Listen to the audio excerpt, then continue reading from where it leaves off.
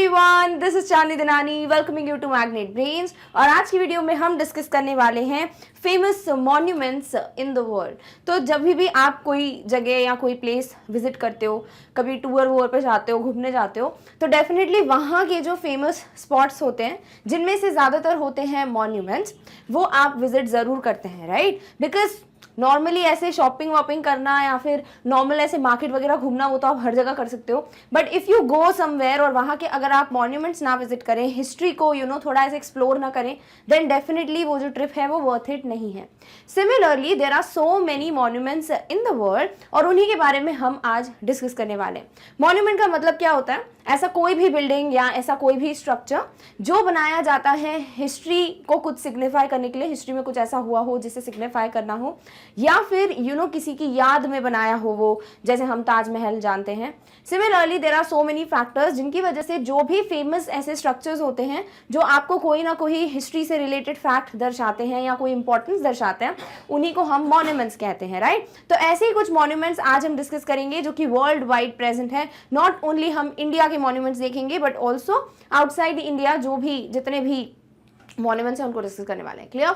तो सबसे पहले हम डिस्कस करेंगे द स्टैच्यू ऑफ लिबर्टी, जो कहाँ पर है? In New York, USA.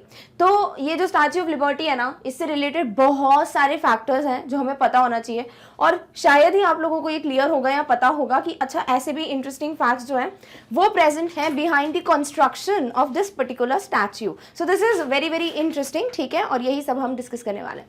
So the statue of liberty is located कहाँ पर? It's located in Manhattan, New York city, that is USA, ठीक है? तो यूनाइटेड स्टेट्स ऑफ अमेरिका में जो न्यूयॉर्क सिटी है वहां पर मैनहट्टन में ये लोकेटेड है स्टैच्यू ऑफ लिबर्टी। कुछ इस तरीके का ये दिखता है, एवरीबडी नोज, ठीक है? सभी ने कभी ना कभी इसका पिक्चर या रियल में भी शायद विजिट किया हो। अब आप जब स्ट्रक्चर को ध्यान से देखते हो ना, आपको मल्टीपल फैक्टर्स दिखेंगे जो कि आपको अच्छे से पढ़ने हैं। एक तो कि इनकी ये जो स्ट्रक्चर है, इनका एक हैंड है जिसमें टॉर्च है, देन एक हैंड में कुछ तो बना हुआ है बुक जैसा, देन यू कैन सी कुछ रेज हैं यहाँ पे, कुछ ऐसे बार्स बने हुए हैं, देन यहाँ पर कुछ पेडेस्टल है और बहुत बड़ा स्टैच्यू है ये। तो ऐसे कुछ फैक्टर्स हैं जो हम देख के बता सकते हैं अच्छा ऐसा कुछ है, but why is it built, who built it, then what are the reasons जिसकी वजह से ये टॉर्च और ऐसे बुक या रेस बनाई गई हैं, एवरीथिंग हम डिस्कस करेंगे। तो सबसे पहले तो लोकेशन क्लियर होनी चाहिए, क्योंकि बेसिकली यही है सबसे ज्यादा इंपॉर्टेंट क्वेश्चन, फ्रीक्वेंट क्वेश्चन जो पूछा जाता है। It is a copper statue. किसका बना हुआ है ये? कॉपर का बना हुआ है। It is a gift from people of France to the people of US.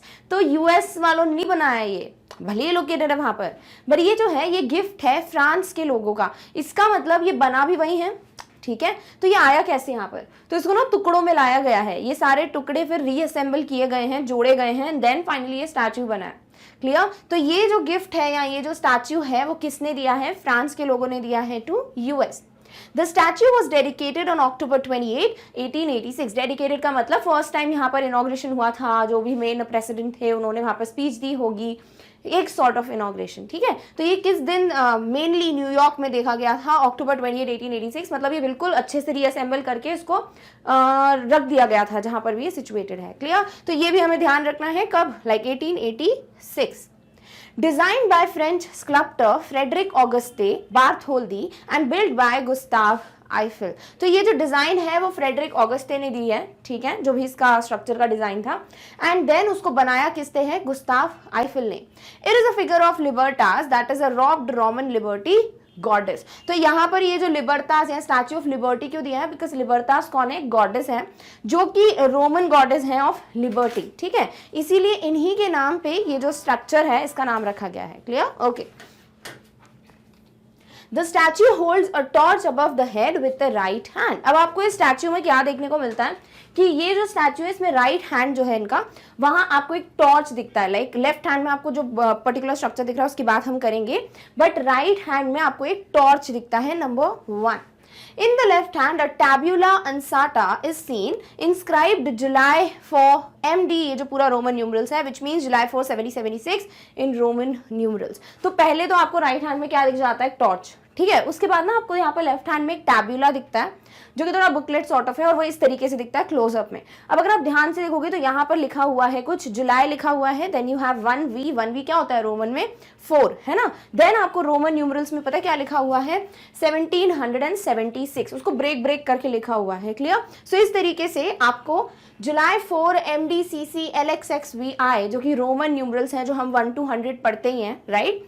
और ये जो रोमन न्यूमरल्स में लिखा हुआ है इट इज व्हाट, लाइक ये है क्या, this is a date, but किस चीज की, it is the date of US declaration of independence. तो जिस दिन US का डिक्लेरेशन हो गया था that it is like a independent country now, तब से ये जो डेट है उसको यहाँ पे लगा दिया गया, because this is obviously statue of liberty, है ना। बट ये है, ध्यान रखना है कि ये खुद US ने नहीं बनाया, it's a gift from France, clear, okay. The statue was divided into 350 pieces and packed in 214 crates when it was carried to America and took 4 months to be reassembled। मतलब कितना बड़ा फैक्ट है ये, है ना।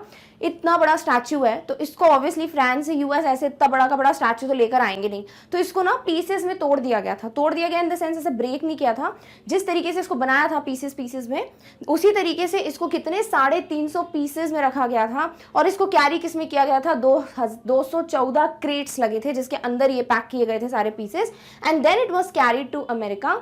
और फिर इसको वापस रीअसेंबल करने में, वापस उन पीसेस को जोड़कर अच्छे से बनाने में 4 महीने लग गए थे। सो दिस इज हाउ इतना ज़्यादा हार्डवर्क इन्वेस्ट होता है बिहाइंड दी स्ट्रक्चर्स, जो कि हमारे लिए बहुत ही ज़्यादा ऐसे अट्रैक्टिव स्पॉट होते हैं for the tourist, they do visit there, है ना, and click pictures and stuff. But जो बिहाइंड द सीन है सॉर्ट ऑफ, यानी जो हिस्ट्री है वो क्या है कि इतने सारे पीसेस में इसको लाया गया था फ्रॉम फ्रांस एंड देन 4 महीने लग गए to again reassemble it, clear, okay.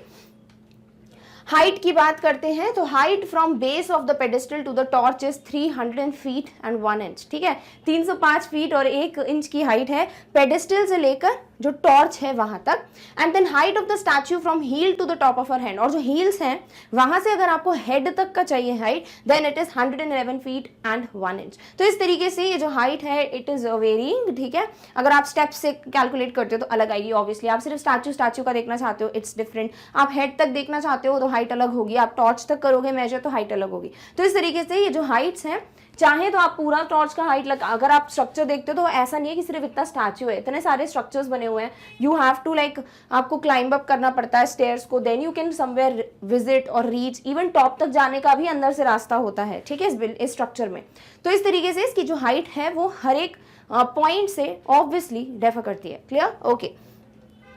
During the restoration is completed in 1986, the new torch was carefully covered with thin sheets of 24 karat gold। अब हुआ क्या, जब इसको रिस्टोरेशन हो रहा था इस पूरे स्ट्रक्चर का, तो 1986 लाइक 1986 में ये जो टॉर्च है इस पे फिर बाद में गोल्ड की लेयर चढ़ाई गई थी, ठीक है। तो अगर आप ध्यान से गोल्ड इसको देखते हो सिर्फ टॉर्च वाले एरिया को, तो ये गोल्ड का बना हुआ है, but this was not like from the very beginning. After restoration it was again like covered with a layer of gold, clear, okay. The 7 rays on the crown represent the 7 continents of the world। अब ये 7 रे ही क्यों बनाए, देखो count करो 1 2 3 4 5 6 7, है ना। Total 7 raise बनी हुई हैं क्राउन में, ये जो स्टैचू है उसके। तो 7 ही क्यों, बिकॉज ये 7 कॉन्टिनेंट्स को दर्शाता था, ठीक है, इसीलिए इसमें सिर्फ 7 रेज को इंक्लूड किया गया, done, okay. One has to walk 354 steps from the pedestal to the head of the Statue of Liberty। अगर आप जो पेडिस्टल वाला एरिया है वहां से हेड तक क्लाइंब करना चाहते हो तो आपको टोटल 354 स्टेप्स, सीढ़ियां जो है वो चढ़नी पड़ेंगी। So this is how high it is and you can understand कि कितना ज़्यादा क्लाइंब करके you can go and then obviously आप हेड तक जा सकते हो, clear, okay. At the feet of the statue there are broken shackles of operation and that can be seen। तो यहाँ पर जब आप बिल्कुल इधर क्लोजअप देखते हो, जो पैर वाला साइड है स्टैच्यू का, वहाँ पर ना ऐसी चेन बनी हुई है जो कि ब्रोकन है, यानी अगर किसी को ऐसे बंदिशों में रखा जाता है, बिल्कुल इंडिपेंडेंस नहीं है, तो ऑब्वियसली ये चेन्स होती हैं जो ऑपरेशन दिखाती है ना, जो एक तरीके से जो दबाव बना के रखा है, रूल करा जा रहा है क्रूअली। तो यहाँ पे वो चेन्स जो है वो तोड़ी हुई हैं, क्यों, इसका मतलब क्या है कि भाई इंडिपेंडेंस है ना, तो उसको दर्शा रहा है। Now the chains of operation are broken. Statue of liberty was declared as a world heritage site in 1984 by UNESCO. UNESCO के बारे में हम बहुत अच्छे से पढ़ चुके हैं ऑर्गेनाइजेशंस वाले वीडियो में, एंड यू नो हमने यूनेस्को में ये पॉइंट देखा था कि it is the one that is, it is the respective organisation जो कि वर्ल्ड हेरिटेज साइट्स को अनाउंस करती है ना। तो ये जो स्टैच्यू है इसको भी as a world heritage site announce किया गया है किस ईयर में, 1984।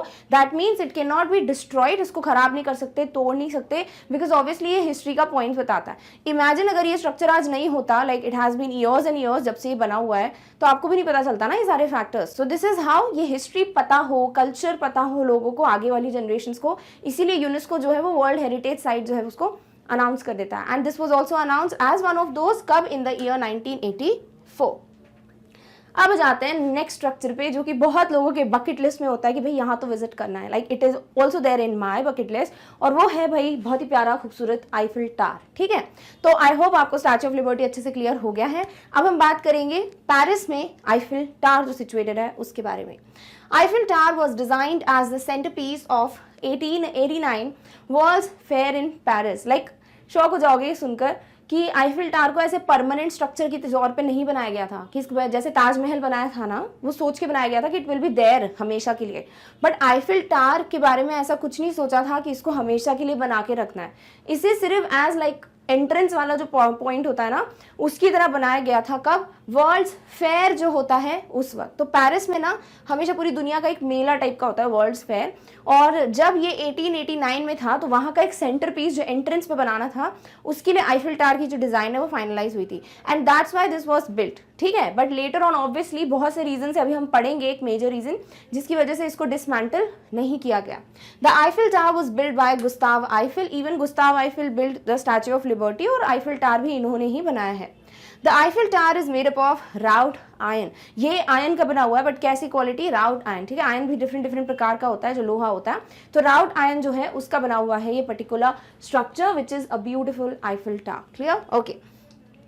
It is located on the champ day Mars in Paris, France. Exactly Paris में कहाँ पर लोकेटेड है, लाइक द प्रॉपर प्लेस वो है champ day Mars. Clear? The towers main designer was one of the Eiffel senior engineer Morris Koechlin. अब ये ना बहुत ज़्यादा मोटिवेटिंग हो सकता है आपके लिए जानना ये स्टोरी कि ये जो गुस्ताव आईफिल हैं उनके जो टीम है, ऑब्वियसली बहुत सारे लोग लगते हैं ना एक स्ट्रक्चर को बनाने के लिए, तो इनकी टीम में जो सीनियर इंजीनियर थे उनका नाम है मॉरिस कोचलिन। तो इन्होंने जैसे इनको पता चला कि भाई जो वर्ल्ड फेयर है उसके लिए एक स्ट्रक्चर का डिज़ाइन देना है जो कि एंट्रेंस पे लोकेट होगा, तो इन्होंने एक डिज़ाइन बनाई जो कि ऑब्वियसली आईफिल टावर की डिज़ाइन थी, बट इट वॉज रिजेक्टेड। किसने रिजेक्ट किया? गुस्ताव आईफिल ने। ही वॉज लाइक बहुत मिनिमलिस्टिक डिज़ाइन है, थोड़ा कुछ ऐड होना चाहिए, it looks very basic and very very sober, but थोड़ा सा ऐसे लगना चाहिए हटके, ऐसा डिजाइन चाहिए था उनको, and that's why it was rejected. पहली बार में it was rejected, and but now we know कि वो है as a design now existing. After viewing his initial design Eiffel rejected it and he was asked to add more details. तो उसको reject कर दिया गया, एंड देन उनको बोला गया था कि थोड़ा बहुत और डिटेल डालो, बहुत मिनिमलिस्टिक है, बहुत कम है इसमें डिटेल्स, बिकॉज खूबसूरत होना चाहिए, अलग ही होना चाहिए ये tower. Finally the design was completed in 1884। फिर फाइनली डिजाइन जो है वो 1884 में कंप्लीट की गई, एंड इट वॉज एक्सेप्टेड। ठीक है कि हाँ भाई इसी को यूज करेंगे as Eiffel Tower, and it took 2 years 2 months and 5 days to build the Eiffel Tower. कितना टाइम लग गया इसको? 2 साल 2 महीने 5 दिन लगे उस डिजाइन को फाइनली एग्जीक्यूट करने में और उसको फाइनली एक स्ट्रक्चर के तौर पे बनाने में। तो आईफिल टावर बनने में कितना टाइम लगा? 2 years 2 months 5 days। For 41 years after its construction, the Eiffel Tower stood higher than any building or structure in the world। और जब से आईफिल टावर बना था उस समय से लेके अगले 41 years 41 साल तक ये सबसे बड़ा स्ट्रक्चर या सबसे बड़ा टावर जो है उसके नाम से जाना जाता था। देन डेफिनेटली फिर और भी स्ट्रक्चर्स बनते गए तो ये रिकॉर्ड ब्रेक हो गया, बट 41 years तक this was the only one which was like the tallest. Clear? So इस तरीके से दिस इज समथिंग जो सेंटर ऑफ अट्रैक्शन रहा है बहुत टाइम से, एंड इसके पीछे के और भी फैक्ट्स हैं जो भी हम डिस्कस करेंगे कि क्या इसको हमेशा के लिए बनाने के लिए रखा गया था, etcetera etcetera. Clear? Okay. Next and the point जो मैं इतनी देर से बता रही हूँ कि it was meant to be dismantled. So the tower was to be dismantled, यानी इसको तोड़ दिया जाने वाला था, लाइक हमेशा के लिए हटा दिया जाने वाला था in 1909, but it was realised that it's apex was the perfect place for a telegraphy antenna, and during the First World War at the Battle of Mons in 1914 the wireless telegraph transmitter helped jam German communications। अब हुआ क्या? Obviously ये सब वो years हैं जब बहुत ज़्यादा वॉर्स वगैरह होते थे, है ना, एंड ऑब्वियसली तब जो कम्युनिकेशंस हैं उनको जैम करना या उनको हैक कर लेना कि क्या कम्युनिकेशन हो रहा है कंट्री का उनके बीच में, सोल्जर्स एंड स्टाफ, तो वो सारी चीज़ें जो भी वॉर में कॉम्पिटिटर होगा उनको जानना ज़रूरी है। करेक्ट, तभी तो वो उस तरीके से प्लान कर सकते हैं how to like ruin the ideas जो भी उनके दिमाग में चल रहा है। तो ये जो टावर है इसका ऐसा था कि मैं 1909 में इसको तोड़ा जाने वाला था कि ये वर्ल्ड ट्रेड फेयर के लिए बनाया जाएगा एंट्रेंस के लिए, देन 1909 में इसको खत्म कर देंगे, लाइक खत्म इन द सेंस डिस्ट्रॉय कर देंगे।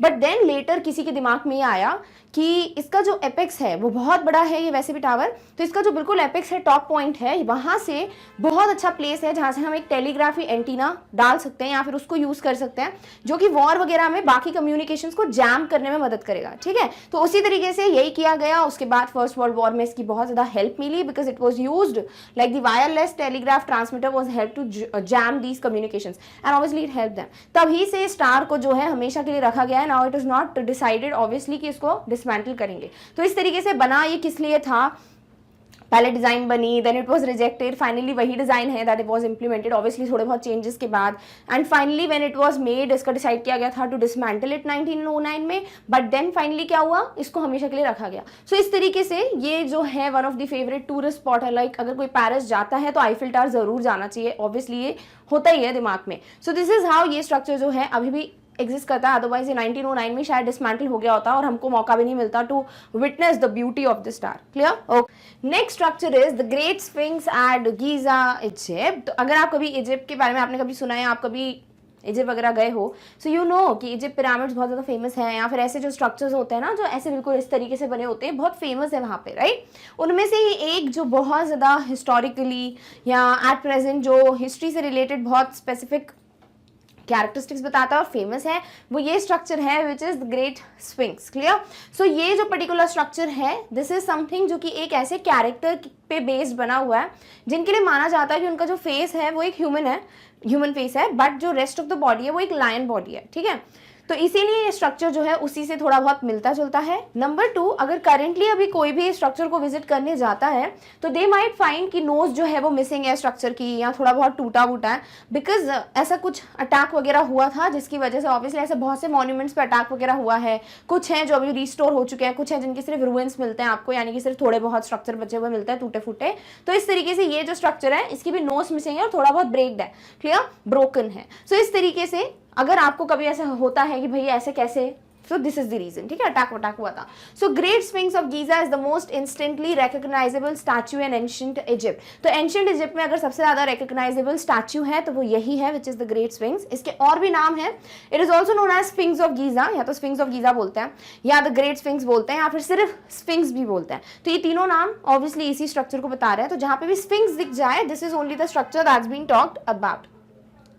It is a limestone statue of a reclining sphinx, a mythical creature with the head of a man and the body of a lion. Mythological serials या mythological word आपने सुना होगा, mythology सुना होगा, जो कि पहले जो scriptures हैं या पहले की जो stories हैं उसमें किसी का अगर वर्णन किया गया हो, बताया गया हो, तो वो एक माइथोलॉजिकल से रिलेटेड कैरेक्टर होता है ना। वैसे ही ये जो पर्टिकुलर स्ट्रक्चर है ये एक लाइमस्टोन का स्टैचू है, नंबर 1। नंबर 2, ये एक माइथिकल क्रिएचर है with the head of a man. ठीक है, हेड जो मैन की जैसे चेहरा है एंड यू नो मुंडी है, that is there in the statue. Also the body of a lion is there. ठीक है, जो हम पहली बात कर चुके हैं। So human face but the rest of the body is like a lion.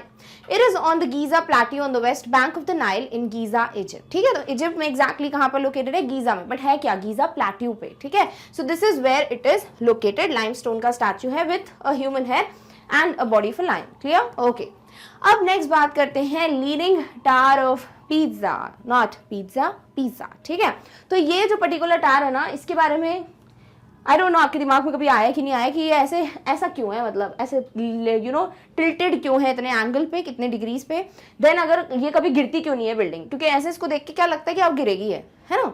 और ऐसा क्या हुआ था कि ये स्ट्रक्चर ऐसे ही बनाया गया था क्या, या खुद ब खुद ऐसा हो गया था?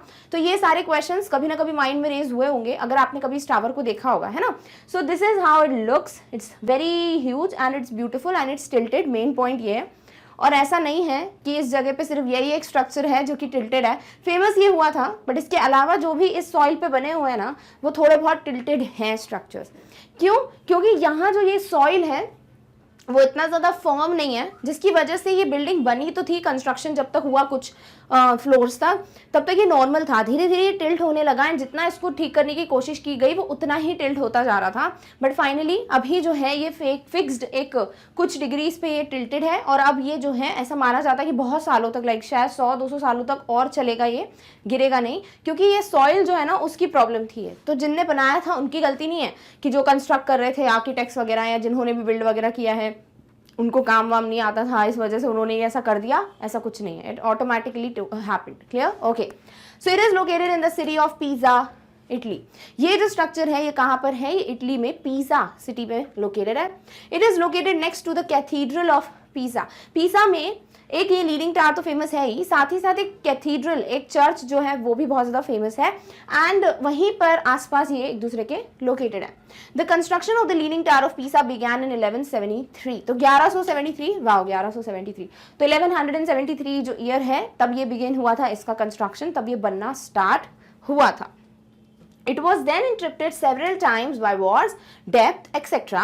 and then was completed in mid 1300। अब 1100s कुछ में स्टार्ट हुआ पर ये जो है फाइनली कंप्लीट हुआ 1300s की किसी ईयर में। इतना टाइम क्यों लग गया? बिकॉज इसका जो कंस्ट्रक्शन है वो बीच बीच में इंटरप्ट हुआ था। रीजंस बहुत थे, कभी वॉर हो गया या कभी कर्जा वर्जा हो गया, पैसे नहीं थे, डेप्थ की कंडीशंस आ गई, देन ये जो कंस्ट्रक्शन है वो बीच बीच में रुक जा रहा था, it was interrupted. But finally फिर 1300s में किसी ईयर में ये कंस्ट्रक्शन कंप्लीट हो गया था। Pisa got its name in 600 BC from a Greek word meaning marshy land। तो ये पीसा वर्ड ही क्यों रखा गया इस पर्टिकुलर प्लेस का?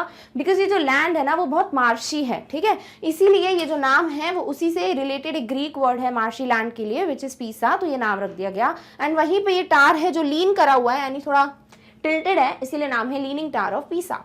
The soft ground led to the leaning of tower by the time its builders got to the third story in 1178। 1173 began the construction, 1178 तक 3 stories 3 floors तक बन चुका था ये टावर। और जब तक ये बन रहा था till then it was not a problem, ऐसा कुछ नहीं हुआ था कि वो टिल्ट हो रहा है स्टफ, बिकॉज नहीं तो फिर स्टार्ट ही नहीं करते हैं बनाना, शायद मे बी कहीं और शिफ्ट कर देते। बट 3 स्टोरीज तक जब ये बन गया ना, फाइनली जो कंस्ट्रक्टर्स हैं उन्होंने देखा कि ये लीन हो रहा है, मतलब टिल्ट हो रहा है। तो ये क्यों थोड़ा सा ऐसे झुका हुआ था? बिकॉज ये जो ग्राउंड है वो सॉफ्ट है, तो वो इतना ज्यादा फॉर्मली उसको होल्ड नहीं कर पा रहा था स्ट्रक्चर को, एंड दैट्स वाई ऐसे थोड़ा टिल्ट दिखता है। Shifting soil had destabilise the towers foundations, और ये जो सॉइल है it was like a shifting soft soil, and that's why जो भी फाउंडेशन था, जो बेस था स्टार का, वो थोड़ा ऐसे हिल गया था, and because of it was not firm enough, and थोड़ा बहुत ये टिल्ट हो गया था। The structure was stabilized by remedial work between 93 to 2001, which reduced the tilt to 3.97 degrees। तो फिर उसके बाद ऑब्वियसली कोशिश की गई कि इस टिल्ट को थोड़ा कम किया जाए, नहीं तो अदरवाइज ये कभी गिर गई तो कितना प्रॉब्लम हो जाएगा, इतना बड़ा बिल्डिंग है, इतना बड़ा स्ट्रक्चर है। सो इफ इट अगर मतलब इफ की बात हो रही थी, if it falls then what would happen, right? तो इसीलिए इसका कंस्ट्रक्शन थोड़ा ठीक वीक करना स्टार्ट किया गया। 1993 से लेकर 2001 तक रेमेडियल वर्क यानी ठीक करने का जो काम है वो स्टार्ट हो रहा था, चल रहा था। फाइनली ये जो टिल्ट है, ये जो एंगल है, अब वो 3.97 डिग्रीज पे फिट लाइक फर्म है। अब थोड़ा सा भी डिग्री जो है ये टिल्ट नहीं होता है। As of 2001, the tower has officially declared stable for at least the next 200 years। और 2001 में फाइनली इसको डिक्लेयर कर दिया गया था कि ये स्ट्रक्चर जो है अब बिल्कुल थोड़ा भी टिल्ट नहीं होगा, and it's going to be stable and it is not going to fall. कब तक? 200 साल तक। So we can expect this tower to be there बहुत टाइम तक, ठीक है। 2001 से 200 साल बहुत ज्यादा होता है, and that is why it's good that we also know, and maybe जो आने वाली जनरेशन हैं they will also get to know about this tower, which is very interesting leaning. Clear? Okay.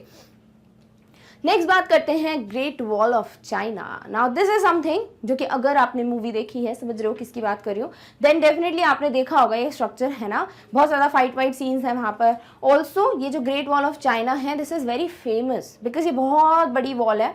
This is how it looks like. देख सकते हो कितनी बड़ी wall है, लाइक बहुत ज़्यादा, इतनी दूर दूर तक जाती है ये।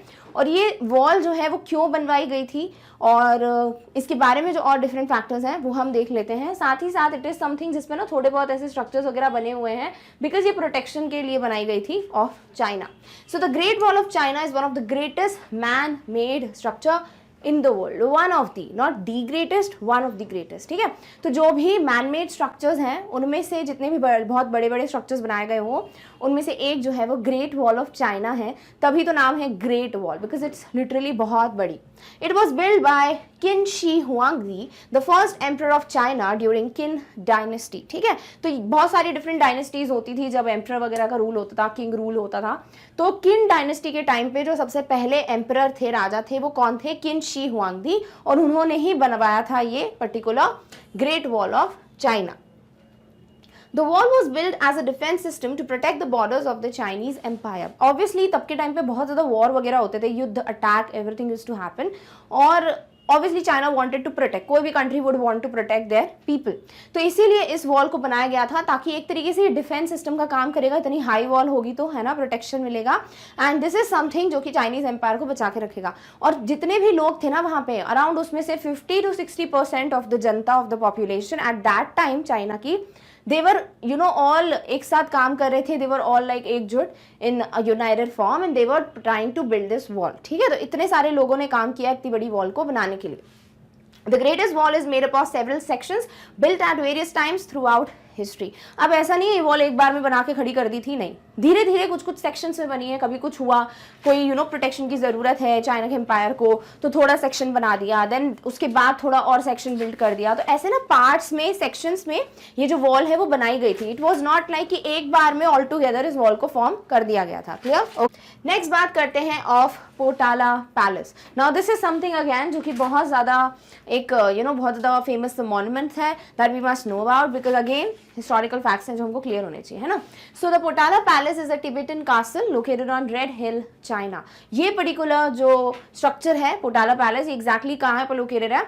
On Red Hill. ठीक है, और ये कहाँ पर है? इन China. Next important point is it was the winter palace of Dalai Lamas from 1649 to 1959.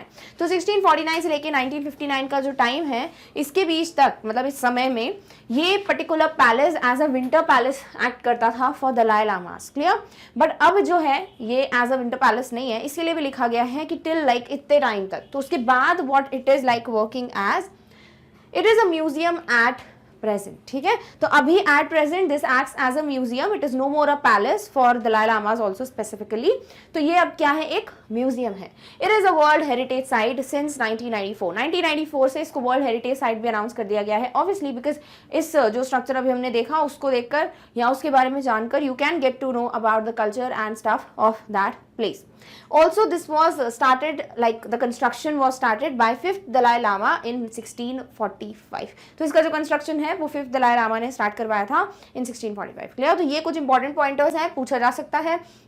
पोटाला पैलेस कहाँ पर है, देन एट प्रेजेंट ये कैसे एक्ट करता है, like which of the following structure used to act as a winter palace for Dalai Lamas, which Dalai Lama started like the construction, किस year में, और वो कौन से नंबर के मतलब दलाई लामा थे, everything can be asked. Clear? Okay, चलिए नेक्स्ट बात करते हैं कोलोसियम की। Now this is something again very very very famous. This is an amphi theatre. Amphi theatre का मतलब क्या होता है? एक ना बहुत बड़ी स्पेस होती है जहाँ पर बैठने की जगह होती है, लाइक ऐसे स्टेयर्स होते हैं। जैसे अगर आपने कभी स्टेडियम वगैरह के बारे में देखा हो, जो बिल्कुल खाली स्टेडियम के फोटो होता है, कभी वो देखना। सो यू हैव लाइक बहुत सारी ऐसे स्टेयर्स होती हैं, है ना, ऐसे बिल्कुल एक एंगल पे, और आप लोग बैठते हो, बीचों बीच में जो सेरेमनी हो रहा होता है सर्कल में या फिर मैच हो रहा होता है, everything that you can see. उसी तरीके से एम्फी थिएटर जो है वो स्ट्रक्चर होता है, and this is how this amphitheatre looks like. It is known as Colosseum. So the Colosseum is also called the Flavian Amphitheater. इसका नाम जो है वो Flavian Amphitheater भी है, पूछा जा सकता है any question related to Flavian Amphitheater, तो वो यही है। ठीक है, कौन? Colosseum. It is a large amphitheater in Rome. और आप जब इसको याद करें, इस नाम को ऐसे याद रखना है आपको, Colosseum, रोम, इटली। ठीक है, क्योंकि यही एक सबसे ज़्यादा पूछा जाने वाला क्वेश्चन है कि बताइए कौन सा एम्फीथिएटर है या कोलोसियम जो है वो कहाँ पर लोकेटेड है। So in Rome. It was built as a gift to Roman people. This was again built as a gift. ठीक है, रोमन लोगों के लिए एक गिफ्ट के फॉर्म में इसको बनाया गया था। When the Colosseum first opened, the Emperor Titus celebrated with 100 days of gladiatorial games. तो जब ये बन गया था ना, लाइक सबसे पहले जब ये ओपन हुआ था कि कंस्ट्रक्शन डन है, नाउ पीपल कैन गो इन, तब जो वहां पर एम्परर थे वो थे टाइटस, और उन्होंने बहुत सारे गेम्स वगैरह जो है उसके साथ इसको सेलिब्रेट किया था, दैट टू 100 डेज तक। तो 100 दिनों तक कुछ ग्लैडिटोरियल गेम्स हैं जिसके ये भी पार्ट बने थे। ठीक है, he himself also participated in this complete event, और इस तरीके से उन्होंने सेलिब्रेट किया था। It is the largest ancient amphitheatre ever built and is still the largest standing amphitheatre in the world. और ऐसा माना जाता है कि अभी तक का सबसे बड़ा लाइक एंशिएंट अगर हिस्ट्री की बात करें, हिस्ट्री में अगर सबसे बड़ा कोई एम्फी थिएटर बना था तो वो ये है। एंड अभी भी एक ऐसा एम्फी थिएटर जो एग्जिस्ट करता है, still now is existing in the world, तो ये भी उनमें से एक है, लाइक वन ऑफ दी बोल सकते हैं, या फिर in fact the largest standing amphi theatre in the world. Clear? Okay. The building had 80 entrances and could seat approximately 50,000 spectators who would come to watch sporting events and games. ठीक है, amphi theatre ज़्यादातर ऐसे ही होता है कि बीचों बीच जो भी गेम्स वगैरह चल रहे हैं, सो चारों तरफ से पीपल कैन वॉच, है ना, एज एन ऑडियंस। तो इस पर्टिकुलर एम्फी थिएटर में, दैट इज कोलोसियम में, टोटल 80 एंट्रेंस हैं, ठीक है, 80 साइड्स हैं जहाँ से आप एंटर कर सकते हो।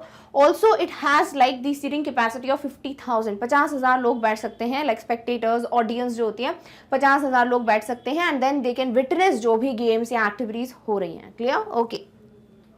नेक्स्ट बात करते हैं ओपेरा हाउस की। Now this is also something जो कि बड़ा फेमस है, ठीक है, this is how it looks like, it's beautiful. थोड़ा बहुत ये हमारे थोड़ा बहुत ऐसे इसका जो स्ट्रक्चर है वो लोटस टेम्पल से थोड़ा थोड़ा मिलता जुलता है। अभी हम पढ़ेंगे लोटस टेम्पल, ठीक है, इंडिया के स्ट्रक्चर्स को हम एक साथ ही पढ़ेंगे। एंड ये जो स्ट्रक्चर है this is known as opera house and it is located in Sydney, ठीक है, तो सिडनी का बहुत ज़्यादा प्रचलित या फेमस स्पॉट है ये। And opera house is a theatre building use for performances of opera, ठीक है। आई होप कभी आपने सुना हो ओपेरा क्या होता है या परफॉर्मेंस कभी सुनी हो तो ये उसी परफॉर्मेंस के लिए पर्टिकुलर हाउस बना दिया गया है, which is the opera house. The Sydney opera house is a multi venue performing art centre in Sydney. तो सिडनी में ना मल्टी वेन्यू का अगर कोई आर्ट परफॉर्मिंग सेंटर है तो वो यही है, बिकॉज ऑब्वियसली ओपेरा भी क्या है, एक आर्ट फॉर्म है ना। तो इस तरीके से ये जो है सिडनी का एक मल्टी वेन्यू, यानी बहुत सारे वेन्यूज आपको यहाँ मिल जाएंगे where these arts are performed. Clear? Okay. It was designed by Danish architect John Utzon and completed by an Australian architectural team headed by Peter hall. क्या बोला गया है कि इसकी जो डिजाइन है वो किसी और ने की है और उसको जो बनाया है वो एक अलग टीम ने बनाया है, ठीक है। सो जो डिजाइन है वो एक डैनिश आर्किटेक्ट थे जिनका नाम है जॉन उड्जॉन, उन्होंने इसकी डिजाइन बनाई थी कि इस तरीके का दिखेगा ओपेरा हाउस। एंड देन इसको कंप्लीट एक टीम ने किया था जिसके जो हेड है वो थे पीटर हॉल, और ये जो है एक ऑस्ट्रेलियन आर्किटेक्चरल टीम थी, ठीक है। तो इसका design is by some and the construction was like by a complete other group. अब बात करते हैं आमिर फोर्ट, जो कि इंडिया का एक one of the famous monument है। वैसे भी Rajasthan and New Delhi are full of such beautiful structures जो कि हमारे हिस्ट्री, कल्चर, इन सबको बहुत अच्छे से डिपिक्ट भी करते हैं, इंडिकेट भी करते हैं, and they look absolutely stunning, ठीक है। तो ऐसे कुछ स्ट्रक्चर्स हैं, मॉन्यूमेंट्स हैं जिनके बारे में हम बात जरूर करेंगे। उनमें से एक कौन सा है, इंडिया का आमिर फोर्ट, या जिसको अंबर फोर्ट के नाम से भी जाना जाता है। So this is how this beautiful structure looks like. मतलब ये बहुत बड़ा पैलेस है, मतलब एक बहुत बड़ा फोर्ट है, बट इतना स्ट्रक्चर अगर आप देख लेते हो देन ऑल्सो यू गेट बहुत अच्छा सा एक view of this fort. So Amber fort और Amer fort is a fort located in Amber, Rajasthan, India. Amer fort को अंबर फोर्ट इसलिए भी कहते हैं क्योंकि अंबर में लोकेटेड है, ठीक है। तो ये जो किला है this is in Rajasthan. Amber fort was the capital of Kachhwa Rajput before Jaipur was built. तो इसके पहले कि जयपुर बिल्ड होता, जयपुर ब्यूटीफुल सिटी है ना, पिंक सिटी, तो जयपुर जो है वो बनता उसके पहले, जब वो बना नहीं था, क्या एक्ट करता था एज द कैपिटल। सो जो अंबर फोर्ट है this was acting as the capital of Kachhwa Rajput. Clear? Okay. The fort of Amir was built by the Kachwa king of Amir, Raj Man Singh. I hope राजा मान सिंह के बारे में आपने कभी ना कभी सुना होगा, किसी ना किसी मूवी में भी आपने सुना ही होगा, है ना। So this particular person is the one, the king, who built this monument. It is one of the oldest and most visited forts of Rajasthan. Rajasthan के जितने भी सबसे पुराने किले हैं उनमें से एक ये है, और दूसरी बात this is also one of the most visited forts यहाँ पर। So if somebody goes and visits Jaipur, definitely Amer fort या अंबर फोर्ट उनकी लिस्ट में जरूर होता है। Clear? Okay. Main entry is through the Suraj Pol, जिसे सन गेट कहते हैं, which leads to Jalebi Chowk, the first courtyard. अब ये जो पूरे फोर्ट होते हैं ये लगते ऐसे है ना जैसे बहुत ज्यादा ऐसे स्पेस होगा, then you get one chamber में you can get entry, then एक हॉल हो एंड स्टफ, बहुत ही मतलब मैसिव एक कंस्ट्रक्शन होता है, घर जैसा, है ना। सो यहाँ पे भी जो मेन एंट्री होती है वो एक सन गेट से होती है जिसका नाम है सूरज पोल। उसके बाद आप आगे जाके जलेबी चौक पे पहुंचते हो, जो कि क्या है, वो सबसे पहला कोर्टयार्ड है of this particular fort. The building to the left of the entrance gate is the Jai Mandir, also known as the hall of victory, ठीक है। तो ये जो पर्टिकुलर फोर्ट है आमिर फोर्ट, इसका जो एंट्रेंस गेट है उसके जस्ट लेफ्ट में एक बिल्डिंग है, और उस बिल्डिंग का नाम है जय मंदिर, जिसको हॉल ऑफ विक्ट्री, जीत का हॉल भी कहा जाता है। क्लियर? ओके। नेक्स्ट बात करते हैं हुमायूंस टोम की। ये न्यू दिल्ली में प्रेजेंट है। ये इस तरीके का दिखता है, मतलब और भी अगर आपको चाहिए हो ना तो बिल्कुल ऐसा एंट्रेंस होता है पानी के इधर थोड़ा पहले, जहां आप खड़े होकर पिक्चर विक्चर क्लिक करा सकते हैं। दिस इज हाउ कंप्लीटली ये दिखता है। You can get the entry, फिर आप ऊपर जा सकते हैं अंदर से बहुत अच्छे से, पूरा अंदर यहाँ जाते हैं तो आपको टोम्स दिखते हैं, अंदर जाके कब्र बनी हुई है, और इसी को कहते हैं हुमायूंस टोम। ठीक है, ये भी बहुत बहुत बहुत ज्यादा ब्यूटीफुल स्ट्रक्चर है, पूरा गार्डन है, बहुत बड़ा एक आपको स्पेस मिलता है, then you can get entry into the Humayun's tomb. So this is particularly in Delhi. The tomb was build under the orders of Hamida Banu Begum, the wife of Mughal emperor Humayun. तो आपको एक और हिस्ट्री वाला क्वेश्चन भी मिल जाता है कि हुमायूं की वाइफ कौन थी। हुमायूं मुगल एम्परर है, सबने नाम सुना हुआ है ना। तो इनकी जो वाइफ है उनका नाम है हमीदा बानू बेगम, और इनके इंस्ट्रक्शंस पे, इनके ऑर्डर पे ये पर्टिकुलर टोम जो है वो बनवाया गया था। Humayun's tomb was commissioned by Humayun's wife, that is Hamida Banu Begum. तो आपसे पूछा जा सकता है who exactly, like who actually got it build, या who actually gave the orders for this tomb to be build और constructed. It's none other than Hamida Banu Begum. तो आपको ये नाम याद रखना है, that's why it's given in 2 forms. आपको जिस भी तरीके से क्वेश्चन आ जाए, you should be ready for it. The tomb was build by a Persian architect name Mirak Mirza Ghiyath. ठीक है, तो ये जो पर्टिकुलर टोम है बनाया किसने था, एक पर्शियन आर्किटेक्ट ने। ब्यूटीफुल तरीके से ये कंस्ट्रक्ट किया गया है, एंड दिस जो पर्सन है पर्शियन आर्किटेक्ट, उनका नाम क्या है, Mirak Mirza Ghiyath. Clear? It is a world heritage site since 1993। तो यूनेस्को के द्वारा अनाउंस किया गया है इसको भी एक वर्ल्ड हेरिटेज साइट, 1993 से है ये। और अगेन दिस इज समथिंग जो आपको याद रखना है, बिकॉज वर्ल्ड हेरिटेज साइट आपके कितने ज्यादा रिवाइज हो रहे हैं ना, कुछ वीडियोस में हम बात कर ही लेते हैं वर्ल्ड हेरिटेज साइट की, और लंबी लिस्ट है। सो ऐसे अलग से पढ़ने बैठोगे तो याद नहीं होगा, ऐसे छोटे छोटे आपको टुकड़ों में पता चलेगा सेक्शंस में, so you might be able to remember it. It was build under the patronage of Humayun's son the great emperor Akbar. ठीक है, तो किसके अंडर में बनवाया गया था ये, हुमायूं के जो बेटे हैं, जो कि कौन है, अकबर। ठीक है, अकबर हुमायूं सबका नाम आई होप आपको याद है already, and you no now Humayun father हैं अकबर के। ऑलरेडी ये बेसिक है जो सभी को पता होता है। The grave of emperor Humayun is located in the central mortuary room of the tomb. तो अगर आप जब जाते हो ना इस टोम में, because I have been there, तो मुझे पता है वो कैसा दिखता है। तो जब आप एंटर करते हो आपको ना बहुत ज्यादा बीचों बीच एक सेंटर में एक टोम दिखता है, लॉट लाइक ऐसे एंट्री पे, बट एक पूरा रूम बना हुआ है जहाँ पे आपको बहुत सारे टोम्स दिख जाते हैं। तो सेंटर में बिल्कुल क्या बनाया हुआ है, हुमायूं का टोम बनाया हुआ है वहां पर, एंड ऑल्सो और भी टोम्स हैं। अब वो कौन कौन से हैं, grave of Hamida Begum, obviously जो अकबर की मॉम है या फिर जो हुमायूं की वाइफ है, ठीक है, उनकी आपको ग्रेव मिल जाएगी। You have Dara Shikoh, that is Shah Jahan son, and also Bahadur Shah second जो थे, जो कि लास्ट मुगल एम्परर थे, इनके भी जो बोल सकते हो ग्रेव है, ठीक है, वो वहां पर दफन है, like their bodies were also been buried there. So कौन कौन है, हुमायूं का तो टोम होगा ही, तभी नाम है Humayun's tomb. Other than that किस किस की ग्रेव यहाँ पे बरीड है, अकबर की मॉम की, that is wife of Humayun Hamida Begum, then you have Shahjahan son, that is Dara Shikoh, and then Bahadur Shah second जो कि लास्ट मुगल एम्परर थे, इनका भी ग्रेव वहीं पे बरीड है। क्लियर? ओके। नेक्स्ट बात करते हैं कुतुब मीनार की। अगेन दिस इज समथिंग जो आई होप सभी ने सुना होगा एंड आपने शायद देखा भी हो। सो दिस इज द स्ट्रक्चर, ठीक है। इसके अलावा बहुत बड़ा ये प्लेस है, बहुत बड़ा ग्राउंड टाइप का बनाया, गार्डन टाइप का बना हुआ है। People to come here visit, आपको टिकट विकेट मिल जाती है, बहुत ही कम प्राइस की टिकट्स मिल जाती हैं, and you can go and visit. और ऐसे स्ट्रक्चर्स जरूर देखने चाहिए when you get to, like आप कभी भी किसी सिटी में अगर ट्रिप प्लान करते हो तो ऐसे स्ट्रक्चर्स जरूर देखने चाहिए जो मॉन्यूमेंट्स वगैरह होते हैं। They have like another kind of vibe, और आपको थोड़ा बहुत ऐसे हिस्ट्री वगैरह कल्चर के वगैरह में पता भी चल जाता है। सो दिस इज हाउ ये जो कुतुब मीनार है it looks like, and this is a minaret and victory tower that forms part of Qutub complex. तो जो कुतुब कॉम्प्लेक्स है उसका एक जो विक्ट्री टावर जो है वो उसका पूरा पार्ट बनाता है।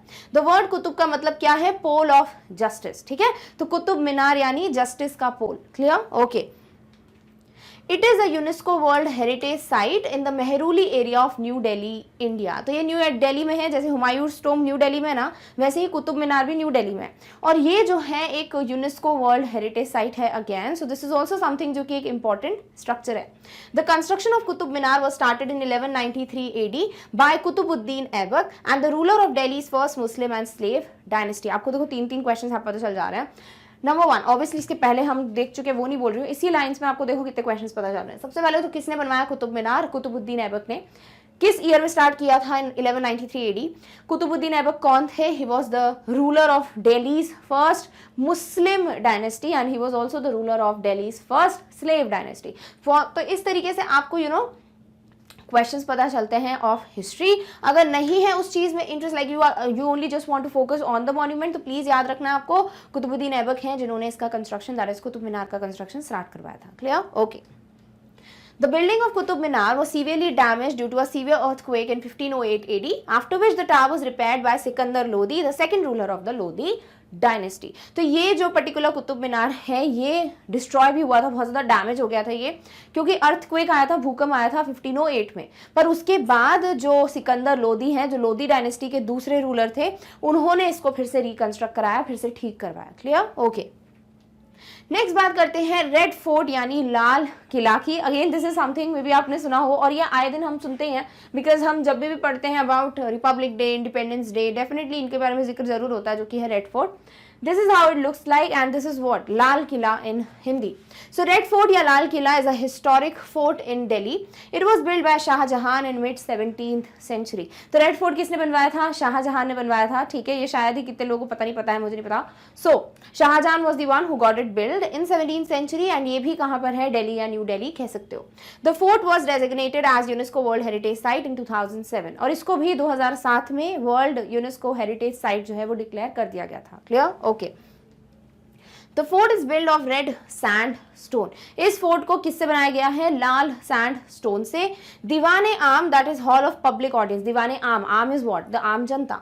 एंड द दीवाने खास, खास होगा तो it would be somebody very important, तो ये हो जाएगा हॉल ऑफ प्राइवेट ऑडियंस। और ये जो है ऐसे कुछ रूम्स हैं जो यहाँ पर आपको मिल जाता है। सो रेड फोर्ट में यू ऑल्सो हैव दीवाने खास, यू ऑल्सो हैव दीवाने आम। ठीक है, दीवाने आम क्या है? The rule of normal people, like common people, and दीवाने खास है hall of private audience. Clear? Okay. Next बात करते हैं लोटस टेम्पल की। तो जब हम ओपरा हाउस की बात कर रहे थे तो मैंने बोला था ना, ये जो लोटस टेम्पल से थोड़ा बहुत मिलता जुलता है, ऑब्वियसली बहुत डिफरेंस है बट थोड़ा सा, क्योंकि lotus temple also has like ये पूरा लुक लोटस का है ना, एंड दिस लुक्स ब्यूटीफुल, इसीलिए भी one of the centre of attractions है। And this is also present कहाँ पर? दिल्ली पे। तो आपको ज्यादातर दिल्ली में ऐसे मॉन्यूमेंट्स दिख जाएंगे। सो लोटस टेम्पल जो है वो न्यू दिल्ली में लोकेटेड है, नंबर 1। और obviously it is lotus temple, तो ये फ्लावर लाइक है, लोटस के शेप में है। It is flower like in shape and this has become a prominent attraction in the city. Obviously मतलब नॉर्मली जैसे पैलेसेस होते हैं, फोर्ट होते हैं, अगर वैसे कोई बना देगा तो it is not going to look different, but ये लोटस के फॉर्म में बना हुआ है, जैसे कि खुद एक लोटस फ्लावर हो, बहुत ही बड़े स्ट्रक्चर के फॉर्म में, इसलिए भी this is one of the like very prominent spot and famous structure. There are 9 doors to the temple. इस लोटस टेम्पल में टोटल 9 द्वार हैं, 9 डोर्स हैं जहां से आप एंटर कर सकते हो in this temple. Marble was use for this construction. जैसे कि देख सकते हो किसका बना हुआ है, this is made up of marble. Marble was use इस पूरे स्ट्रक्चर को बनाने के लिए। This complete structure is made of marble. Any type of question you get, you must know about it. Next बात करते हैं रानी की वाव। अगर कुछ याद आ रहा है धुंधला धुंधला सा, तो जब हम करेंसी पढ़ रहे थे तो जो 100 रुपये का नोट है उसके ही नोट के हमने रिवर्स साइड पे रानी की वाव का पिक्चर देखा था, और आज हम उसी के बारे में अच्छे से पढ़ेंगे। सो रानी की वाव जो है which is queen's step well, इसका picture is also given, like ये जो कंप्लीट स्ट्रक्चर है इसका पिक्चर आपको मिल जाता है 100 रुपए के नोट के जस्ट पीछे, है ना। And this is obviously world heritage site, ये भी हमने बात किया था। Now let's talk about it in detail. So Rani की वाव ऑल्सो नोन एज, अक्का का मतलब होता है also known as, I should write it पूरी तरीके से, ठीक है, तो आपको ये अब्रीविएशन भी पता चल गया है हो। So this is also known as the Queen's Step Well, situated on the banks of Saraswati River in Gujarat. तो ये गुजरात में है, नंबर 1। सरस्वती रिवर जो है, सरस्वती नदी जो है उसके बैंक्स पे बना हुआ है। And number 3, this is also known as queen's step well. ज्यादातर जितने स्ट्रक्चर्स होते हैं वो शायद किंग ने बनवाए होते हैं या डेडिकेटेड होते हैं, but this structure is also very famous because ये एक फीमेल ने बनवाया है, लाइक इट इज समथिंग जो कि एक फीमेल के नाम पे है, क्वींस स्टेपवेल, रानी की Vav. So queen stepwell is the translation of Rani की Vav and the structure is a 900 years old structure. 900 साल पुराना ये स्ट्रक्चर है। So it is definitely a very big part of our history, है ना। तो कल्चर वगैरह हिस्ट्री की जो बातें हैं definitely you can get to know about from this structure, ठीक है। Next point about this is it is located in Patan, which is about 125 kilometers from Ahmedabad. तो ये जो particular structure है रानी की वाव, ये कहाँ से? अहमदाबाद से 125 किलोमीटर की दूरी पे पटान नाम की एक जगह पड़ती है, वहां पर ये लोकेटेड है। The monument was built in loving memory of Bhimdev first by his widowed queen Udayamati. ठीक है, तो ज्यादातर ऐसा होता है किंग ने बनवाया है कुछ ऐसा स्ट्रक्चर, बट ये जो स्ट्रक्चर है ये भीमदेव फर्स्ट की जो वाइफ है, obviously after the person died, तो उनकी जो विडो है क्वीन उदयमती, उन्होंने ये बनवाया था, इसीलिए भी इसको क्वीन स्टेपवेल या रानी की वाव कहते हैं। रानी की वाव was declared as UNESCO site in 2014 and one more important fact वो क्या है? It is also present on the reverse side of 100 rupee Indian currency note. ठीक है, so this particular was also declared as UNESCO site कब? In 2014, that is 2014. So this is how ये जो particular structure है इसके बारे में ये कुछ पॉइंटर्स हैं जो हमें पता होना चाहिए, किसने बनवाया, किसकी वाइफ थी वो, विडो किसकी थी, एंड ऑल्सो ये कहाँ पर लोकेटेड है, एग्जैक्टली कितना दूरी पर है from Ahmedabad. So this is also how we can remember it. Clear? Next बात करते हैं अबाउट वेरी वेरी फेमस और सभी को पता है ताजमहल। ठीक है, so now we are going to talk about the Taj Mahal जो कि आगरा में है, जो कि बनवाया गया था किसी की याद में। ठीक है, so this is how it looks like, it's beautiful, but वही है पॉल्यूशन इतना बढ़ गया है कि जिसकी वजह से इसकी जो बोल सकते हैं बिल्डिंग है, जो आउटर कवरिंग है पूरी, वो खराब हो रही है and it is getting yellowish. Clear? So the Taj Mahal is a mosque like building, ये एक मस्जिद की तरह दिखती है, ऐसी बिल्डिंग बनी हुई है, and tomb build in 16th century, and also it is a tomb because ये जो है बनवाया गया था in what? Memory of somebody who died, है ना, सबको याद होगा, ऑब्वियसली वेरी फेमस, तो इसीलिए ये एक मॉस्क लाइक बिल्डिंग भी है, साथ ही साथ this is like a tomb which was build in 16th century. Taj Mahal is in the city of Agra which is in UP, तो आगरा में उत्तर प्रदेश में प्रेजेंट है ताजमहल, हर किसी को पता है। It took 22 years to build Taj Mahal, तो ऐसी जो बिल्डिंग होती है बिल्कुल अलग ही कारीगरी होती है, people love to visit this place. Agra गए और ताजमहल नहीं गए तो क्या किया, है ना। So this is that is the reason कि भाई इतना टाइम भी लगता है to build it. So it took around how much? 22 years. 22 साल लग गए to build this particular monument. Clear? Okay. It was built by Mughal Emperor Shah Jahan in memory of his wife Mumtaz Mahal. So because Shah Jahan जो है उनकी जो wife है मुमताज़ महल, she died, तो इसीलिए उनकी याद में, उनकी मेमोरी में बनाया गया था ताजमहल बाय ऑब्वियसली शाहजहां, और इसीलिए भी इसको क्या कहा हमने कि एक टोम है। Clear? Ustad Ahmad Lahori was the architect of Taj Mahal. ठीक है, अब ये कुछ ऐसा फैक्टर्स है जो हमें नहीं पता होते कि ताजमहल का आर्किटेक्ट कौन था, बिकॉज बहुत फेमस बिल्डिंग है, सो हमें पता होना चाहिए, है ना। तो कौन? उस्ताद अहमद लाहौरी जो हैं उन्होंने आर्किटेक्ट यानी कि उन्होंने डिजाइन करवाया था पूरा Taj Mahal. He was the one who was taking care of its construction. It is listed as a UNESCO World Heritage Site. Very very very important. Taj Mahal जो है वो यूनेस्को वर्ल्ड हेरिटेज साइट तो है ही, साथ ही साथ it is listed as one of the 7 wonders of the world which was like in 2007 के announce किया गया था ताजमहल को as one of the 7 wonders of the world. ठीक है, सो it is not only a UNESCO World Heritage Site but also this was announced as what? One of the 7 wonders of the world. It is located on the south bank of Yamuna River in Agra and it is turning yellow due to pollution. ठीक है, तो ये जो है ये south bank of Yamuna river जो है उस पे लोकेटेड है, साथ ही साथ ये पॉल्यूशन की वजह से येलोइश टर्न होता जा रहा है। नेक्स्ट बात करते हैं गेटवे ऑफ इंडिया की। सो this is how it looks like. ठीक है, गेटवे ऑफ इंडिया मुंबई में प्रेजेंट है, बहुत ज़्यादा फेमस स्पॉट है, और यहाँ पर अगर कहीं भी चले जाओ तो बहुत सारे बर्ड्स रहते हैं जो को दाना वाना खिलाया जाता है, इस तरीके का पूरा सीन होता है यहाँ पे। So the gateway of India is an arch monument built during the 20th century in Bombay India. ठीक है, तो एक आर्क शेप का है, देख सकते हो एक आंख बना हुआ है ना इस तरीके से, इस शेप को क्या बोलते हैं, ऐसा जो बनता है आर्क शेप। तो ये एक आर्क मॉन्यूमेंट है, कहाँ पे बनाया गया है? मुंबई में, and this was build what like during 20th century. It was built to commemorate the visit of King George V and Queen Mary to Bombay. तो जो किंग जॉर्ज 5 हैं और क्वीन मैरी हैं वो बॉम्बे में आए थे इस वक्त, और इसीलिए ये जो गेटवे ऑफ इंडिया है उसको बनाया गया था। After India obtained independence, the last British army had returned only through the gate of Gateway of India. ये भी बहुत अच्छा फैक्ट है कि जब इंडिया को इंडिपेंडेंस मिल गया तो जो ब्रिटिश आर्मी थी, जो लास्ट ब्रिटिश आर्मी थी, वो कहाँ से गई थी वापस? From this particular gate, that is gateway of India.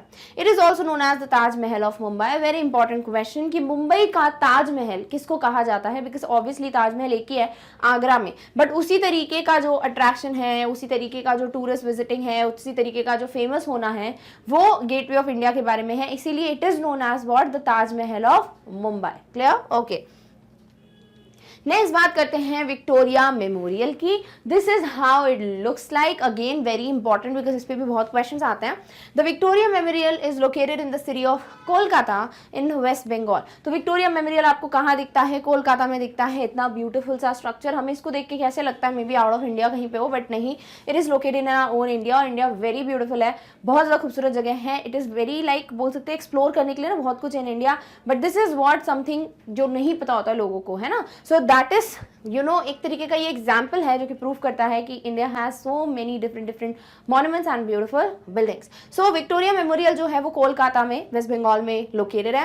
It is constructed in memory of queen Victoria. तो विक्टोरिया जो है, क्वीन विक्टोरिया, उनकी मेमोरी में बनाया गया था। It is that's why named as what? Victoria Memorial. Clear? Okay.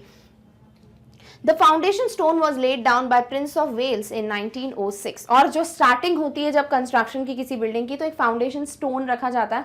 Like there is a person जो कि पहला एक स्टोन रखेगा एंड देन कंस्ट्रक्शन स्टार्ट होता है। सो ये जो स्टोन है, फाउंडेशन स्टोन, वो किसने रखा था? प्रिंस वेल्स ने। कब? In 1906।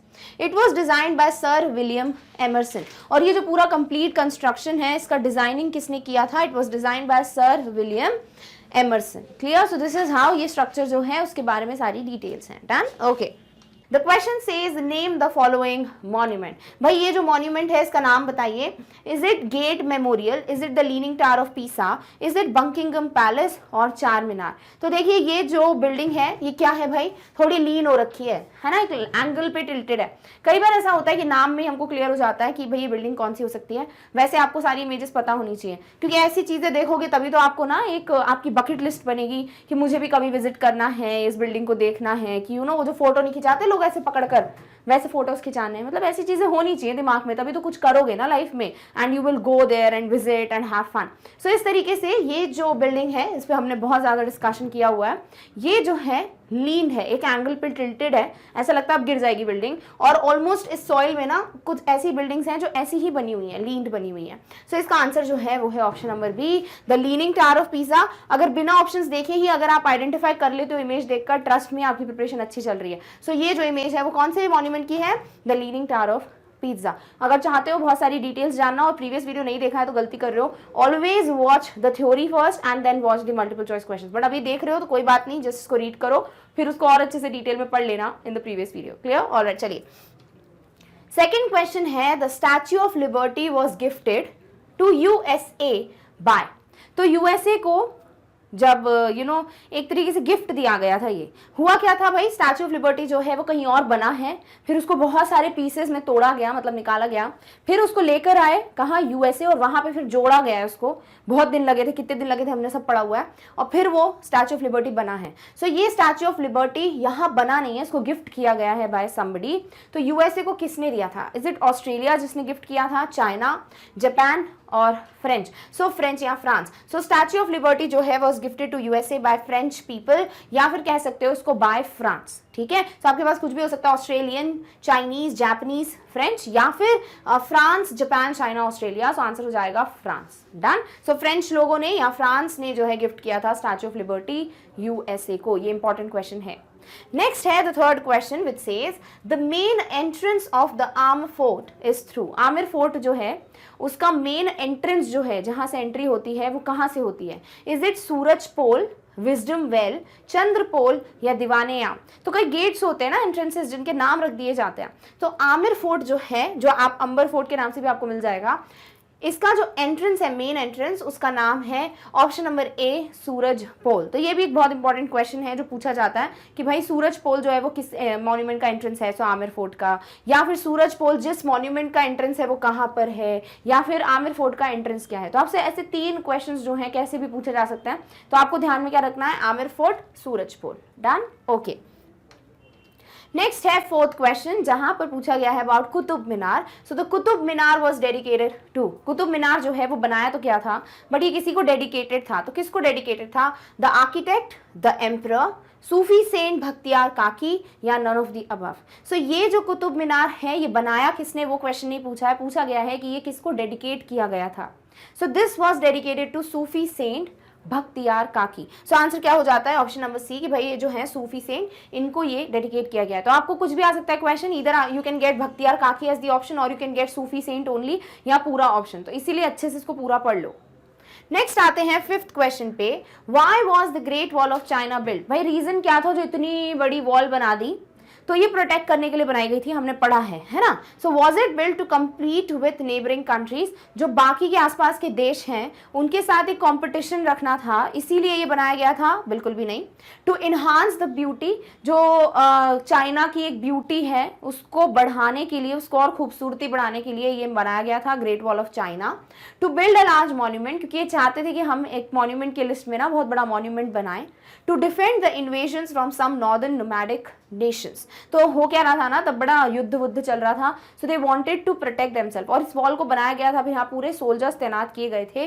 So option number D जो है ये सही रीजन है कि ग्रेट वॉल ऑफ चाइना क्यों बनाया गया था, ऑब्वियसली प्रोटेक्शन के लिए। नो रीजन वाज लाइक कि नेबरिंग कंट्री से compete करना है, ब्यूटी बढ़ानी है, लार्ज मॉन्यूमेंट ले दे के अभी वो फेमस है। Whenever people go to China, definitely ये एक लिस्ट में होता ही है कि भाई जाना है, बहुत ज्यादा टायरसम जर्नी होती है, but people do like to go there. Clear? Alright, चलिए नेक्स्ट है sixth question, which of the following is the full name of statue of liberty? तो जब आप स्टैच्यू ऑफ लिबर्टी टाइप करें और सर्च करें, कई बार ऐसा होता है स्टैच्यू ऑफ लिबर्टी और नीचे एक और लाइन लिखी रहती है जो हम पढ़ते ही नहीं है, हमको लगता है वो क्यों पढ़ना है, बल्कि वो पूरा नाम होता है स्टैच्यू ऑफ लिबर्टी का। सो स्टैच्यू ऑफ लिबर्टी का इनमें से क्या है ऑप्शन जो पूरा नाम कंप्लीट करता है?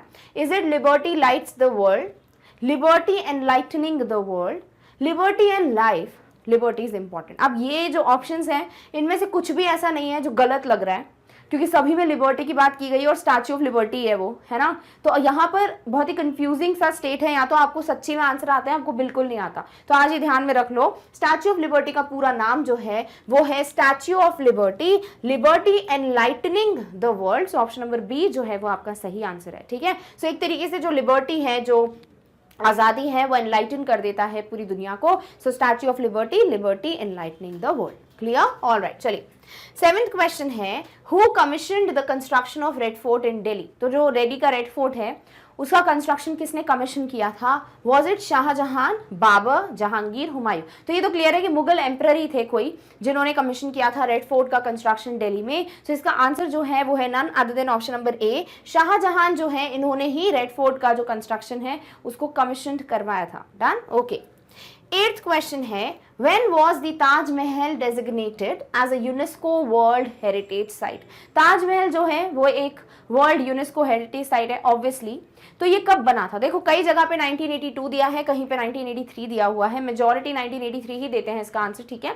बट अगर आपको ऑप्शन मिल जाता है गो विथ 1983, और अगर बाकी 1983 ना हो, 82 हो, तो you can also go with that, but I think 83 is the most appropriate answer. So Taj Mahal को UNESCO world heritage site, option number C that is 1983 इस ईयर में बनाया गया था, क्लेम तो नहीं, अनाउंस कर दिया गया था। क्लियर? ओके।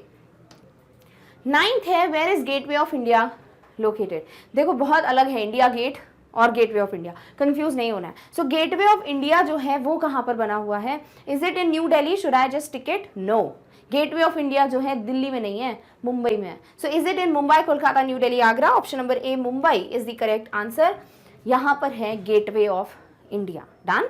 नेक्स्ट आते हैं 10th क्वेश्चन पे, which of the following lake is present near Amer fort? तो आमिर फोर्ट जहां बना है वहां पर एक लेक है, ठीक है। तो उस लेक का नाम क्या है? राम सागर लेक, सागर लेक, नाओटा लेक या माओटा लेक? तो यहाँ पर क्योंकि दो ऑप्शंस में सागर सागर है, सो आप ना ऐसे ही करते हो, हाँ भाई ज्यादा रिपीट हो रहा है तो यही आंसर होगा, बट नहीं, option number A, B, C तीनों ही गलत है। Answer option number D, Maota lake जो है वो प्रेजेंट है किसके पास में? आमिर फोर्ट के पास में। डन? ओके। नेक्स्ट आते हैं 11th क्वेश्चन पे, what is the marble water tank called which is found halfway between the tomb and gateway in the center of the garden of Taj Mahal? क्या दिया हुआ है? एक मार्बल वाटर टैंक है, ठीक है, और वो कहां पर है? वो एक टोम जो बना हुआ है, और जो गेटवे है ताजमहल के सेंटर में जो गार्डन है वहां पर एक क्या बना हुआ है? Water tank. तो उस वाटर टैंक का नाम क्या है? इज इट प्लिथ, अल फवाद अल कुवर, अल हौद अल कौथर या तवार ए खास? ठीक है, तो ये ऑब्वियसली ताजमहल है, मुगल एम्परर ने बनाया है, तो ये इसी तरीके से नाम दिए जाते थे तब के टाइम पे। सो जो आंसर है इसका, ये बहुत अच्छा क्वेश्चन, बिकॉज बहुत कम लोगों को पता होता है इन्फॉर्मेशन। अल हवद अल कौथर, यानी जो हमारा ऑप्शन नंबर सी है, ये है करेक्ट नाम उस वाटर टैंक का जो मार्बल वाटर टैंक है ताजमहल में। डन? ओके, चलिए 12th क्वेश्चन है who design the statue of liberty. ये भी हम स्टैच्यू ऑफ लिबर्टी को तो हमने इतना डिटेल में पढ़ा है, कोई भी क्वेश्चन आ जाए we are ready with it. So statue of liberty जो है वो किसने डिजाइन किया था? Was it design by Frederic Auguste Bartholdi, by Guglielmo, by दियोत्सील Salvi और ऑगस्टे रॉडन? सो इसका जो आंसर है, हम ऑलरेडी सिर्फ एक ही नाम है जिसको पढ़ चुके हैं, बाकी 3 ऑप्शन तो याद भी नहीं होंगे आपको क्योंकि हमने पढ़े ही नहीं है ना। तो कुछ देखा देखा सा, सुना सुना सा ऑप्शन नंबर ए ही है and this is only the correct answer कि फ्रेडरिक ऑगस्टे बार्थोल्दी जो है इन्होंने ही डिजाइन किया था स्टैच्यू ऑफ लिबर्टी को। Done, okay. नेक्स्ट आते हैं क्वेश्चन नंबर 13 पे, who led the foundation stone of Victoria Memorial. So जो विक्टोरिया मेमोरियल है उसका फाउंडेशन स्टोन, जब बनती है ना कोई बिल्डिंग तो पहले एक पत्थर रखा जाता है जिसे हम फाउंडेशन स्टोन कहते हैं, फिर उसके बाद कंस्ट्रक्शन आगे बढ़ता है ना, तो मुहूर्त वगैरह होता है तब आप एंटर करते हो, वैसे ही फाउंडेशन स्टोन रखकर फिर आप कंस्ट्रक्शन बिगिन करते हो। सो कौन ने रखा था, like who was the one जिसने विक्टोरिया मेमोरियल का फाउंडेशन स्टोन ले किया था? Was it prince of China, prince of London, prince of France या प्रिंस ऑफ वेल्स? सो इसका आंसर जो है वो है option number D, it is prince of Wales जिन्होंने फाउंडेशन स्टोन ले किया था विक्टोरिया मेमोरियल का। Okay, alright. आते हैं लास्ट सेकंड क्वेश्चन पे जो है 14th question, in which body of water या फिर in which water body is the statue of Liberty located? तो स्टैच्यू ऑफ लिबर्टी जो है वो कौन सी वाटर बॉडी के इधर लोकेटेड है? Is it East River, Upper New York Bay, Lower New York Bay या सालमन रिवर? तो या तो आपको पता होना चाहिए ईस्ट रिवर, सालमन रिवर कहां पर है ना, या फिर आपको ये हो सकता है कि भाई स्टैच्यू ऑफ लिबर्टी है तो न्यूयॉर्क वाला ही कोई आंसर होगा। अब न्यूयॉर्क में भी वो अपर न्यूयॉर्क बे है कि लोअर न्यूयॉर्क बे है? करेक्ट। सो इसका जो आंसर है स्टैच्यू ऑफ लिबर्टी वो ऑप्शन नंबर बी, अपर न्यूयॉर्क बे जो है वहां पर सिचुएटेड या लोकेटेड है। तो ये कुछ एक्स्ट्रा क्वेश्चंस होते हैं जो हम पढ़ते ही नहीं है, हम ये पढ़ लेते बस कहाँ पर है, जो जरूरी है ऑब्वियसली किसने बनवाया था वो भी जरूरी है, बट साथ ही साथ आपको और भी एक्स्ट्रा फैक्ट्स अगर पढ़ लो तो मजा ही आएगा, ठीक है ना। It's very interesting and that is how आपका जनरल भी नॉलेज जो है वो भी इनहांस होगा। सो स्टैच्यू ऑफ लिबर्टी किस वाटर बॉडी के अंदर लोकेटेड है? Upper New York Bay. Done, okay. Last question है और ऐसा क्वेश्चन जो हम ऑलरेडी पढ़ चुके हैं, what year in Roman numerals is inscribed on statue of liberties tablet? तो स्टैच्यू ऑफ लिबर्टी के हाथ में एक टैबलेट है, जब हम स्टार्टिंग कर रहे थे इस वीडियो की तभी मैंने आपको एक दिखाया था ना वो टैबलेट, उस पर एक डेट बनी हुई है, इंस्क्राइब्ड है, ठीक है, और वो डेट है, फिर उसके बाद एक ईयर है। तो आपसे सिर्फ ईयर पूछा है कि वो कौन सा साल है। अब आपको या तो पूरा रोमन न्यूमरल्स आना चाहिए कि भाई कौन सा एग्जैक्टली वो रटा हुआ हो, या फिर आपको पूरी वो जो ईयर है वो याद हो। ईयर याद हो और रोमन न्यूमरल्स अगर आपके क्लियर है तो डेफिनेटली इजीली क्रैक कर सकते हो। सो इसका आंसर क्या है? MMDCCLXXVI देन MDCCLXXVII, ठीक है, जैसे हम लिखते हैं ना Roman, I hope Roman numerals आपको क्लियर हो। Then you have MDCCLXXVI and V1, in fact not I, and MDCCLXXXV1, ठीक है। सो ये जो ईयर है जो कि लिखा हुआ था उसकी इंफॉर्मेशन भी पढ़ लेते हैं, then obviously will get your answer. Answer option number C है, बट देख लो डेट है जुलाई 4, 1V रोमन में 4 के लिए यूज करते हैं ना। देन यू हैव MDCCLXXV1, क्यों? क्योंकि यहाँ देखो 6 लिखा हुआ है, वो हो जाता है आपका V1, है ना। फिर आपको 76 दिया है तो 70 के लिए दिया हुआ है, and then you also have 1700 के लिए 1, राइट। सो इस तरीके से आपका जो ईयर है वो MDCCLXXV1 यानी 1776, और जो डेट थी वो है जुलाई 4, तो 4 के लिए लिखा हुआ है 1V। सो इस तरीके से ये क्या है भाई, क्यों लिखा है ये? Because this was the date of US declaration of independence. इस दिन इनको इंडिपेंडेंस मिला था US को। फ्रेंच जो लोग हैं, फ्रांस के जो लोग हैं, उन्होंने दिया था स्टैच्यू ऑफ लिबर्टी, और इसी पे इसलिए एक टैबलेट पे वो डेट लिख दी गई है, बिकॉज इसलिए तो वो बना था ना लिबर्टी, इंडिपेंडेंस। सो इसलिए जो आंसर है वो क्या है? MDCCLXXV1। तो ध्यान रखना है आपको MDCCLXXV1 या फिर एटलीस्ट 1776, ताकि आप बना लो रोमन न्यूमरल। डन। सो इस तरीके से आपका आंसर हो जाता है option number C. Clear? All right. So with this, we have finally come to an end of the discussion of total 15 questions based on a very important topic, that is famous monuments in the world. I hope आपको सारे questions अच्छे से clear हो गए हैं, but अब एक और चीज़ है जिसे हमें फटाफट से डिस्कस करना है, बिकॉज ये भी बहुत इंपॉर्टेंट है। वो ये है कि आपको मैग्नेट ब्रेन से अगर कोई भी टॉपिक पढ़ना होता है, जनरली आप क्या करते हो, आप डायरेक्टली टॉपिक टाइप करके यूट्यूब पे पढ़ लेते हैं, बट होता क्या है ना, इस वजह से आपको और क्या क्या अवेलेबल है चैनल पे वो नहीं पता चल पाता है, बिकॉज आपको आपका करिकुलम का जो भी सिलेबस है, जो भी टॉपिक्स हैं, वो तो आपको टॉप नॉच क्वालिटीज़ के सारे टॉपिक्स के फ्री ऑफ कॉस्ट वीडियोस मिलते तो हैं ही, बट साथ ही साथ आपके पास एक्स्ट्रा चीज़ें भी हैं जिसके लिए आप अभी से अपनी प्रिपरेशन स्टार्ट कर दीजिए। दैट इज, अगर आप चाहें आप एनटीएससी की प्रिपरेशन कर सकते हैं फ्रॉम आवर चैनल। अगर आप चाहें आप ओलंपियाड्स की प्रिपरेशन कर सकते हैं। ओलंपियाड्स में अगर आप इंग्लिश मैथमेटिक्स का बेसिक्स पढ़ना चाहते हो जिससे आपके बहुत ज़्यादा स्ट्रॉन्ग हो जाएं सब्जेक्ट्स, आपकी वोकैबुलरी स्ट्रॉन्ग हो जाए, डेफिनेटली आप यहाँ से प्रिपरेशन स्टार्ट कर सकते हैं। साथ ही साथ किंडरगार्टन से क्लास 12 तक आपको सब्जेक्ट नॉलेज या आपका करिकुलम वीडियोस जो है वो तो मिल ही जाता है। एंड ऑल्सो अगर आपको चाहिए, आप वन शॉट रिविजन देखना चाहते हो, एक्स्ट्रा वीडियोस देखना चाहते हो, एग्जाम्पलर देखना चाहते हो, from 6th standard to 12th आपको एनसीईआरटी एग्जाम्पलर सॉल्यूशंस भी मिलते हैं। साथ ही साथ एक्स्ट्रा लर्निंग करके एक बहुत ही प्यारा ऑप्शन है जिसपे आप क्लिक करोगे तो आपको बहुत सारी ऐसी चीजें मिलेंगी जिससे आप अपनी और भी ग्रोथ कर सकते हैं। That could be in the form of different facts, activity series, you also get self development, chemistry facts, biology facts, etc etc। तो बहुत कुछ है पढ़ने के लिए, बस एक बार वेबसाइट विजिट करके सारे ऑप्शंस को एक्सप्लोर कर लो, so that you have a lot of things and you can just definitely grow and glow. Done. So इस तरीके से आपको क्या करना है ना, अब आपको विजिट करना है, so you should know the steps.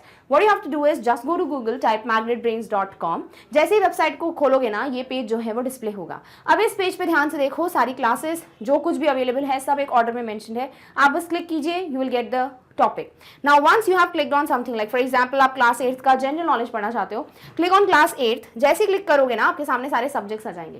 Click on the subject that you want to study. For example आपको जीके पढ़ना है, अभी हमने देखा। अब बिकॉज आप नहीं देख सकते हो जनरल नॉलेज कहाँ है, तो क्या करोगे, स्क्रॉल करो, नो इश्यूज। जैसे ही स्क्रॉल करोगे ना, आपको देखो जनरल नॉलेज मिल जाएगा जस्ट हियर। जैसे ही क्लिक करोगे इस पे, आपको सारे टॉपिक्स मिल जाएंगे। सपोज आपने क्लिक किया जीके पे, now you will get all the topics. Now you have to click on the topic to get the video. For example, आपको सिलेबस ओवरव्यू पढ़ना है, क्या करोगे, क्लिक कर दो। जैसे ही क्लिक करोगे देखिए आपके सामने जो वीडियो है वो प्ले होना स्टार्ट हो जाता है। So this is how easy it is. Once you get to see this, definitely आपके पास सारे ऑप्शंस आ जाते हैं and you can get the videos in a very easy way.